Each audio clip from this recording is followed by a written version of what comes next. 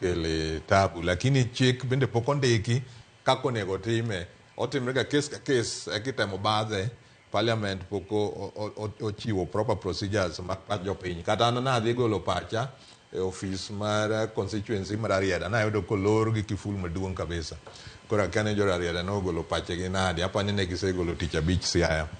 Lakini joma paro ni President Ruto kufa makanga, kufa driver, kufa mechanic, jomoko momedo ni kufa nyaka kia ang'o Watengula ji koro thote. Penjo no tamogi, kech ko penji ni wagol Joyce. To kibi koni gol Joyce gol nyaka Matinde. Penjo mar Matinde wabro penjo juma machielo. Koro sani wan gi wewa wagol Gachagua gin gi gol Ruto. Ruto ginya golo chieng' machielo. Penjo ma kawuono wapenjo mane onego gidwoki en yes and no mondo gol Gachagua. Koro seche ma giparo ne gikoni gidhi giduto to gikia ni kare giwacho ni kare mondo Gachagua timang'o odhiyo. Koro public participation ng'eny jopiny neno ni Kenya Kwanza government onego dhi. To jogi to tich otamadier makanyo wan bende ayie kodgi.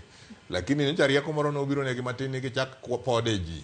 Gi replace jogi mos. Koro replacement strategy no be ka gi continue kuma kata Gachagua ne bende wawilo. To bende by next year wanyalo bedo gi sirikal manyalo winje ywagruok mar japiny. Matinde korka kori onego bed ni golo gi duto te kaluwore kod paro mar jopiny manochoki kaluwore ni thoth jopiny to nowacho ni jogi kaluwore kod higni 2 magisebede telo onge gima gisetimo ne jokenya ma jokenya nyalo yago. Kata kamano nitiere mana twak mano mar thicho Gachagua kende mantiere od bura. Okay. Charge sheet en mar Gachagua. Koro Gachagua ene mane imdo ene me ng'ado ne bura. Gima ok ang'eyo ni ng'ama biro kelo charge sheet machielo mar the president.